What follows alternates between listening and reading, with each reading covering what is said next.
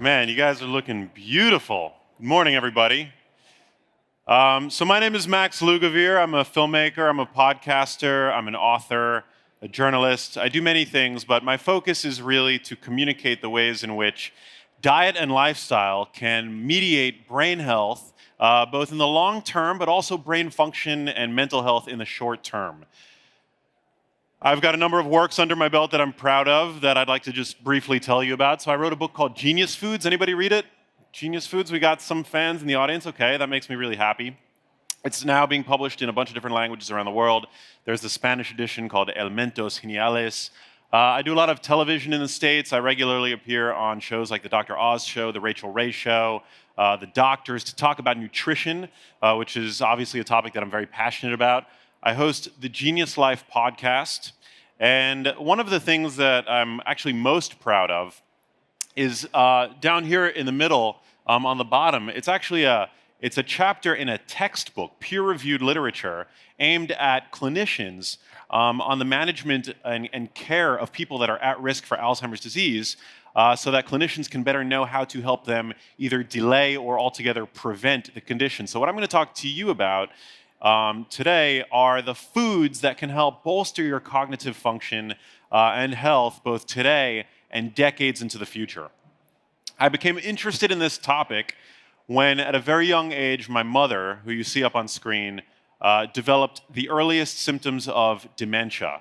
Now, this was a traumatic thing for me to have to witness, as it would be for any of you out there. You know, today, if you make it to the age of 85, you have a 1 in 2, a 50% chance of being diagnosed with dementia. But my mom was not 85, she was 58, actually. And it was a horrific thing to have to come to grips with. But having had a history of journalism in my back pocket, it set me up in a way to become a sort of an independent investigator so that I could discover why this would have happened to a woman at such a young age and without any prior family history of the condition. So one of the things that I started to look into was, how the modern world has changed over time. And, we've been anatomically modern humans for about 200,000 years. But over the past 10,000 years, there has been a dramatic shift to our diets and our lifestyles. And an even more dramatic mutation occurred over the past 100 years, and we call this the Industrial Revolution. So today, if you look at our environment, it's become toxic in many ways. I'm going to talk a little bit about food, but there's just so many ways in which the modern environment has become asynchronous with the needs of the body. So at the Biohacker Summit, today and tomorrow, you're going to learn about many of the needs of the human animal. We're going to talk about time, we're going to talk about circadian rhythms, we're going to talk about a myriad of different aspects that the modern world has ceased to cater to the needs of our biology. One way is which is pictured up here. We're just inundated with plastic compounds, right? So whether it's eating food out of takeaway wrappers or drinking beverages out of plastic bottles, we're basically consuming the plastic that these containers are made of. I actually posted on my Instagram earlier today. I was going to have a cup of tea with breakfast, and I noticed that the tea bags that were being offered by my hotel were made of plastic, which research over the past year has found plastic tea bags release billions of nanoparticles into your water, which you ingest. So that's just a taste of how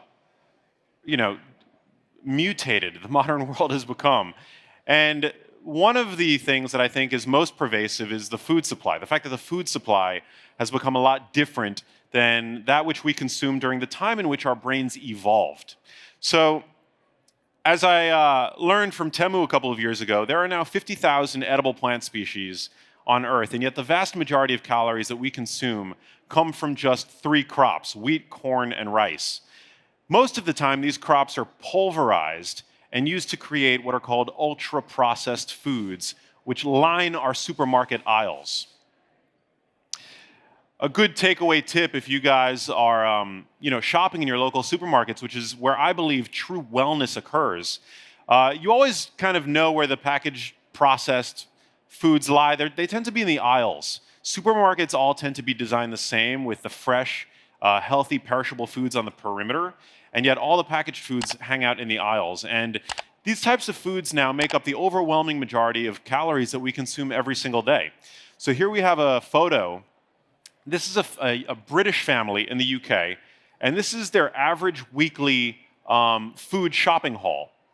Does this look familiar? Do you see any fresh food in the picture? I see a couple bananas maybe, but other than that, these are all non-perishable packaged foods. And I'm going to get into detail as to why these types of foods are so dangerous for our brain health. Here we have an American family, same scenario, even fewer fresh foods. When we base our diets around these kinds of foods, they drive a process in the body called inflammation. Who hasn't heard of inflammation? Okay, so we're a pretty savvy audience. Most of us have heard of this concept. Inflammation is not a bad thing. It's a vital aspect of a healthy immune system. But it was meant by evolution to spot clean cuts, wounds, scrapes, bruises, to promote healing, essentially. Unfortunately, today, our immune systems are not responding to those sorts of things, which they would have over the course of our history as a species, but instead our immune systems are in overdrive, responding more to the kinds of foods that we're eating, these ultra-processed foods, right? Along with our overly sedentary lifestyles, chronic stress, and sleep, which I could fill a whole other talk with. Now, where this becomes relevant to the brain is that inflammation is literally like a fire. The word flame in inflammation is not a coincidence. It's meant to be there. And this flame is, again, as I mentioned, meant to occur on an acute and localized setting. When inflammation is chronic and low grade, which it is today for so many of us, it's like a forest fire happening in the body. And the brain sits directly downwind of that fire. I'll say it again. The flame in inflammation, the brain sits directly downwind of that fire. It's influenced in many ways in terms of its health and in terms of the way that subjectively it makes you feel. A number of conditions now, mental health conditions, which are soaring in incidence around the world, are being tied to inflammation.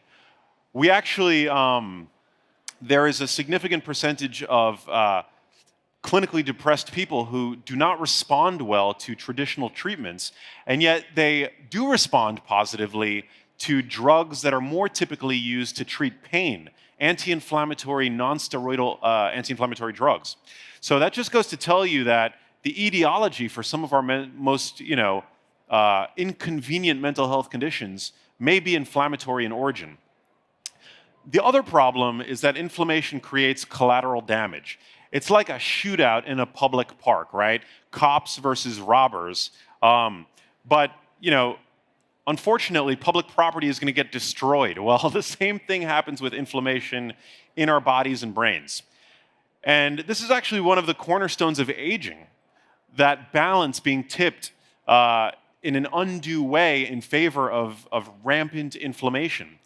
Our bodies have an incredible capacity to repair from inflammation, right? I mean, we are these incredibly elegant machines, which you're going to learn about over the course of the next 2 days, right? But the problem is, it's not so much a problem, but for our bodies to effectively cope with inflammation, we have to give them the right ingredients, right? We have to give them the right tools to be able to do that. But unfortunately today, 90% of Americans, are deficient in at least one vitamin or mineral. And this is the paper that I found that highlighted this statistic. But as I showed you in those photos, our dietary pattern is spreading. It's our #1 export at this point. It's spreading around the globe.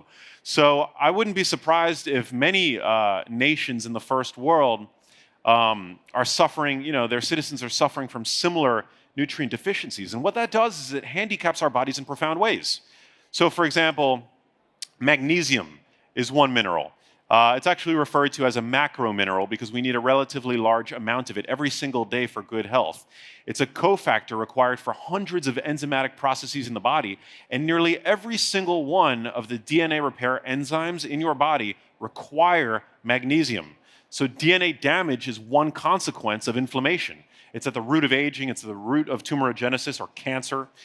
So magnesium is just one of these many essential nutrients that we know that we're not getting enough of today. Is this making sense so far?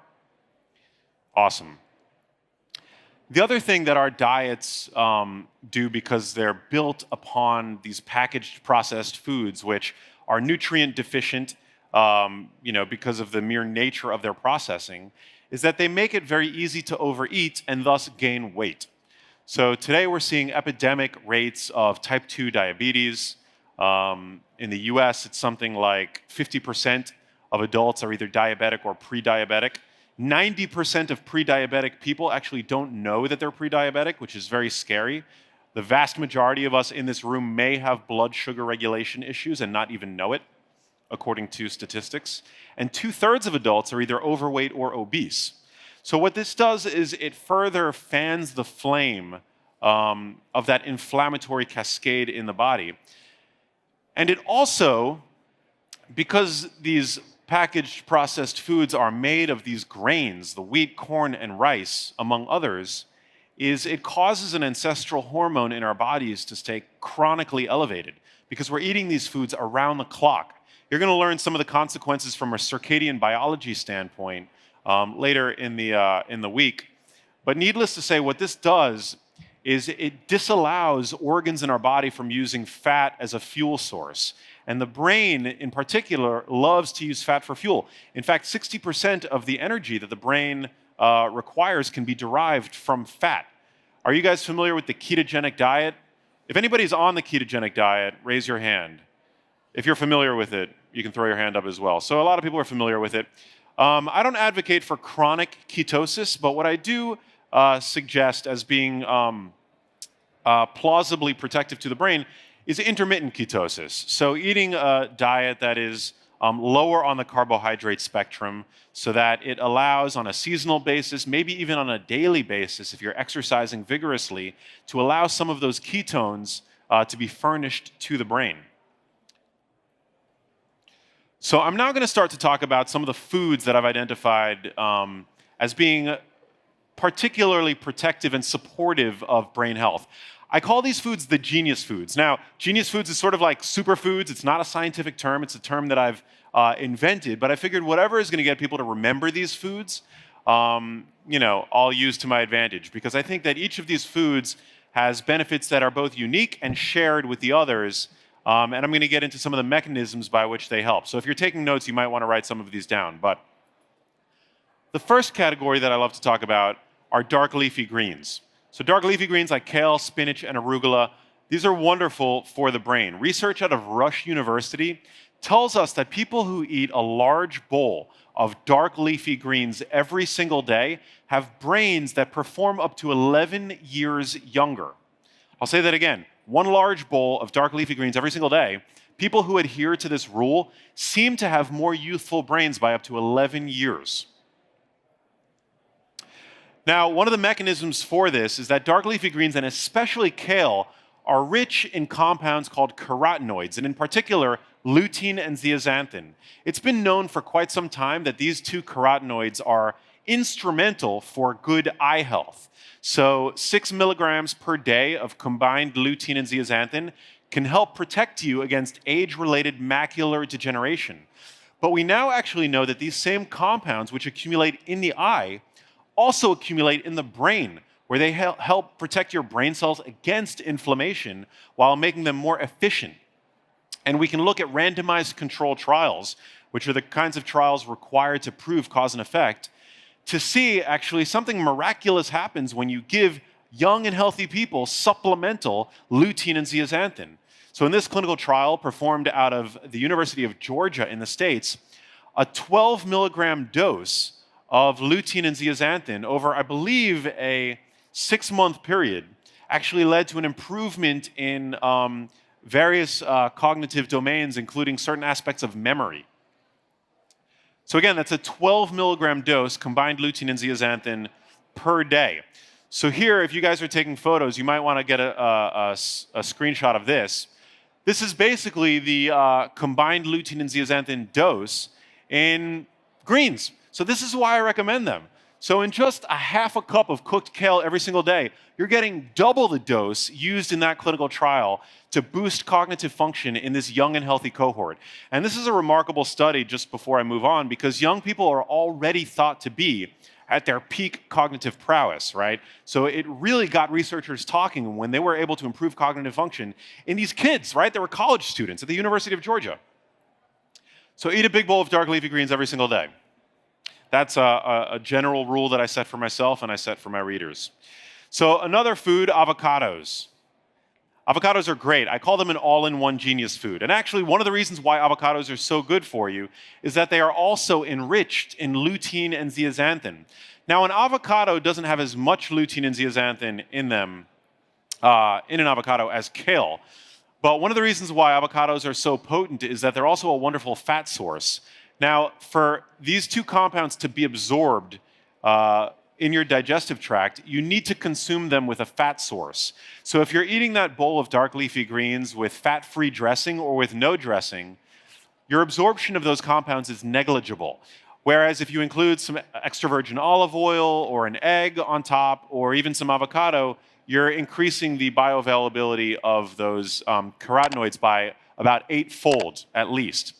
But the reason why avocados are so special is because they come with the fat and they come with those carotenoids along with an abundance of fiber and potassium to nurture cardiovascular health, which is crucially important. So avocados are really great. And I'm going to talk a little bit more about fat-soluble antioxidants and their relevance to the brain. The brain is a crucible for oxidative stress. Oxidative stress can sort of be used in tandem with inflammation. It's a similar sort of process. 25% of the oxygen that you breathe is going to create energy in your brain. It's a container the size of a grapefruit, right? And 25% of the oxygen you use is going to create ATP there. And your brain is made of a certain type of fat that is very prone to oxidation. Your brain is made of omega-3 and omega-6 fats. Those are very delicate fats. And so we need to furnish our brains with fat-soluble antioxidants if we want to ward off the degenerative diseases of aging, and especially brain-related diseases. So here we have a study where an avocado was actually used to improve cognitive function in a middle-aged population. But we can see that they fed these subjects avocados, and they found an enrichment in the brain of lutein and zeaxanthin. The other two foods, so this was a controlled trial. They used potatoes and chickpeas as a comparison, which I think were good food choices because potatoes, like avocados, have potassium, and chickpeas have fiber, which avocados do as well. So they were kind of, in a way, able to sort of control for the carotenoids, and what they found was that avocados, but not the other two foods, led to this enrichment in the brain of these two carotenoids, and that coincided with a concurrent improvement in cognition. So eggs. Eggs are another genius food. I think it's crucial to remember that when an embryo is developing, the first structure to assemble is the nervous system, which includes the brain. And so an egg yolk literally has everything that nature has deemed important to grow a healthy brain. It's no wonder that egg yolks, which have been demonized for the past 50 years by so many of our governments, right, are enriched in cholesterol. Where do you think 25% of the cholesterol in your body can be found? In your brain. Not that you need to eat cholesterol, your brain makes all the cholesterol that it requires, but an egg yolk literally contains a little bit of everything required for good brain health. So if you're just eating the egg whites, you're missing out on a whole world of nutrition. Not only that, but egg yolks are a wonderful source of choline. So choline is crucial, and new research is coming out by the day highlighting how important choline is for proper brain health. In fact, in one study, I believe it was performed right here in Finland, they found that men who were in the highest tier of choline consumers had a 30% risk reduction for developing dementia over 22 years. So there is no drug on the market that a physician can give you that will cut your risk of developing dementia by 28%. So choline is really important. And it's also concentrated in animal products. So one egg yolk has about 25% of your daily requirement, your adequate intake for choline. It's also found in vegetables, but in much smaller amounts. So I think this is a really interesting study for anybody who believes that animal products are inherently unhealthy. If they were inherently unhealthy, you wouldn't see an effect like this because choline is most concentrated in egg yolks and foods like grass-fed beef, which I'll talk about. So, grass-fed beef. I know here in Scandinavia, you're big fans of reindeer. Ruminant animals in general, I think, are very good for you. But beef is controversial, especially in the U.S. There's a lot of people who eat meat now. It's documentaries are coming out on Netflix all the time talking about how unhealthy meat is. It's the equivalent of smoking cigarettes. Red meat is actually a great source of a nutrient that your brain needs to create energy. It's called creatine. A lot of people supplement with creatine who are into fitness and bodybuilding, but creatine is actually a vital nutrient for brain energy metabolism. And they've shown in randomized controlled trials that when you take people who do not consume a lot of creatine in their diets, i.e. vegans and vegetarians and omnivores, and you give them both creatine as a supplement, the vegans and vegetarians actually have an improvement in their memory. So red meat, I think, is very important. It's the most bioavailable source of iron that you can find, vitamin B12. And there's also an interesting mental health connection, too, with red meat. They've done research out of Deakin University's Food and Mood Center in Australia and found that women who did not consume the nationally recommended 3 to 4 servings of red meat per week were twice as likely to be diagnosed with a mood disorder. So I think there's a U-shaped curve. Some is better than none, certainly, but it didn't seem that going above that 3 to 4 serving per week recommendation was doing their mental health any additional benefit. So that's the recommendation that I make, 3 to 4 servings per week. Wild fatty fish. So wild salmon provides one of the most important structural building blocks to the brain, which I mentioned earlier. I alluded to omega-3 fatty acids. You get that in abundance in wild salmon. And people who consume about 1 to 2 servings of fatty fish per week seem to be protected against Alzheimer's disease and dementia. And this is especially true for patients that carry the most well-defined Alzheimer's disease genetic risk factor, the ApoE4 allele. Wild salmon is also rich in another type of carotenoid similar to lutein and zeaxanthin. It's called astaxanthin. It's found exclusively in marine animals, and it's been referred to as nature's sunscreen. It helps protect fatty structures in your body, skin, eyes, and brain against oxidative stress and inflammation. So salmon is brain food. Extra virgin olive oil. It's the chief oil that I advise to use in your kitchen. You can use it as a sauce, as they do in the Mediterranean. It's also a myth that you can't cook with it. You can cook with extra virgin olive oil in low to medium temperatures. And it's a hallmark of the Mediterranean dietary pattern, adherence to which is associated with a robust risk reduction for developing Alzheimer's disease and dementia.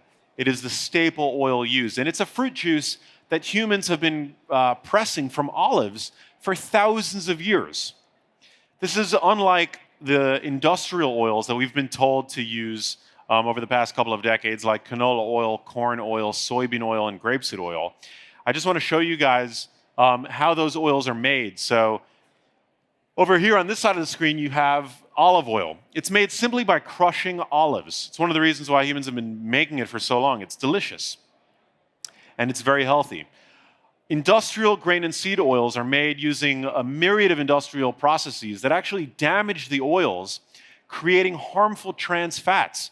It was recently found, actually, over the last 2 weeks, they did a study where they found that serum levels of a certain trans fat was associated with dramatically increased risk for developing Alzheimer's disease.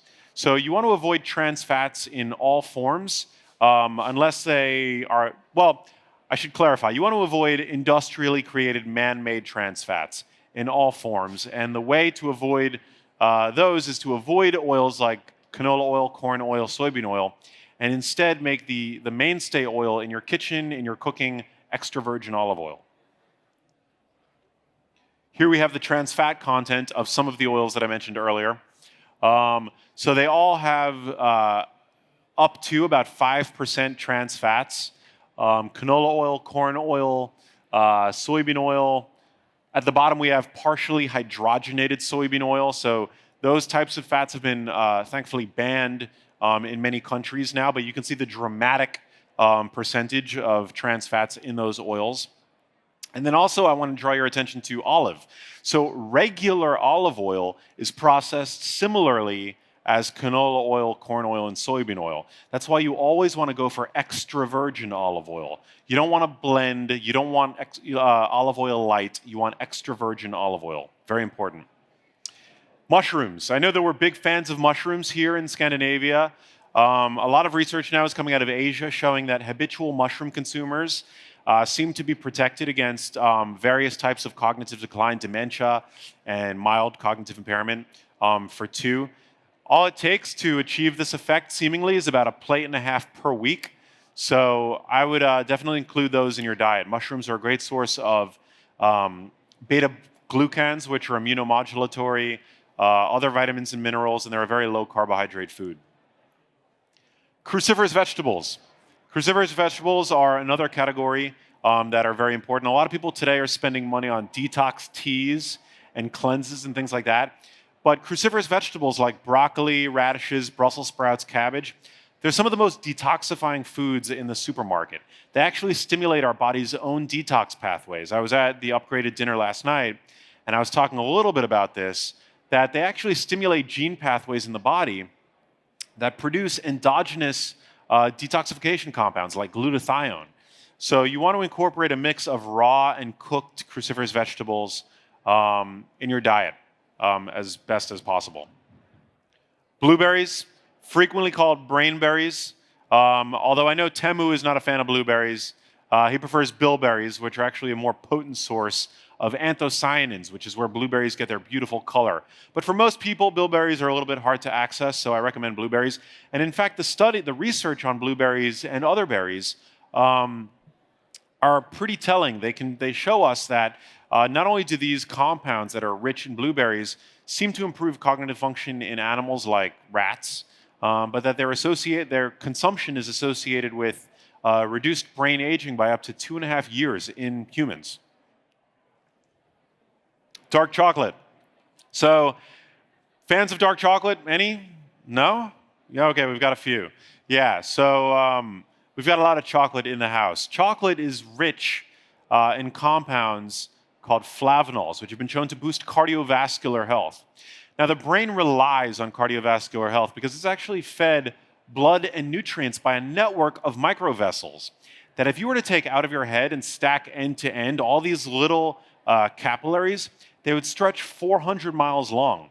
So we need to nurture that capillary bed, and dark chocolate is actually a great way to do that. It boosts nitric oxide, and studies show that habitual chocolate consumers tend to have better working memories. And there's even an association between chocolate consumption per capita and the number of Nobel laureates produced by nations. Finland is somewhere up here. We got it right down there. Now, I know that correlation is not causation, but I'll take it. Nuts. So nuts are great. Nuts are fatty foods that are also rich in fat-soluble antioxidants. These are super protective of brain health. I've already talked about a few fat-soluble, protective compounds, but almonds in particular are rich in vitamin E, as well as magnesium, which I mentioned earlier, is crucial for those DNA repair enzymes, which about 50% of us do not consume adequate magnesium. So about a handful of almonds per day gives you 25% of your daily requirement for magnesium. So one of the best studies that we have to date to show us that a dietary pattern similar to the one that I've sort of described, incorporating all the foods, all the genius foods that I've already described to you, is actually performed not too far from here at the Karolinska Institute in Stockholm, Sweden, with the intervention happening actually here in Helsinki. And what they found that in an older adult population that was at risk for developing dementia, that adhering to a diet as well as lifestyle interventions like exercise and social support, very similar to the kind of dietary pattern that I've recommended to you guys, they were able to achieve a dramatic improvement in their cognition to the degree where these patients were able to see a 150% improvement in their brain's processing speed and an 83% improvement in their executive function. So I think this is very telling because we tend to think about our, cognitive destiny as being something determined by fate, right? Or an inevitable aspect of aging, as I've mentioned, but even in old age, which this trial, the finger trial, showed us, that you're never too old to begin to eat foods like the Genius Foods, and then bolstering healthy brain function. So I've only got 5 more minutes left. That was the sort of food portion of my chat. Do I have more? Because it started at 30, or should I keep? I could wrap up. No, you don't need to wrap up yet. No, Okay. no, you can talk. I thought I was getting the hook. So yeah, I'll be really quick. No talk on how to optimize brain function would be complete without a little sort of primer on exercise. Exercise truly is medicine. All the research now is sort of, or has focused in the past historically on aerobic exercise, but I just want to underscore the value of resistance training. So getting to the gym, lifting weights, facilitating strength in your body is crucial. And we're now seeing an association between muscle strength and better brain health. So they've done studies where they've measured leg strength, grip strength, back strength. And muscles, having more muscle on your body, it's sort of like they're endocrine organs. They're very good at fostering metabolic health, which is crucial in relation to brain health. They are vessels to dispose of glucose. So a lot of people, as I mentioned, are struggling with glucose intolerance. They're either diabetic or pre-diabetic. And so these organs are a great way to sort of serve as a sink for any excess carbohydrate that you might consume. Exercise is also a salve for mental health. So here I have some meta-analyses, which you guys can take screen grabs or photos of, showing us that whether it's aerobic exercise or resistance training, whichever modality you prefer to do, these are all great in terms of reducing the symptoms of depression and anxiety, which again I think is crucial. We all want to foster long-term brain health and avoid conditions like Alzheimer's disease and dementia, but we live in the here and now, and the same modifications, the same things that you can do that are going to buy yourself and your loved ones more time of dementia-free cognition actually also make your brains work better in the here and now, and can alleviate things like depression and anxiety, which we know so many people are struggling with now around the world. So here we have wonderful research showing us that resistance training is effective for people that are just feeling gloomy or actually have been diagnosed with clinical mood disorders, that they are powerfully effective. So not to stigmatize pharmaceuticals or anything like that. I think they have a time and a place. But too often, I think we reach for those when, just getting to the gym is such a powerful intervention. I feel like that should always be our first line defense. So that's it for me. Thank you guys so much for listening. It was really, thank you. It was wonderful to open up and to talk to you guys. And thank you to the Biohacker Summit for having me.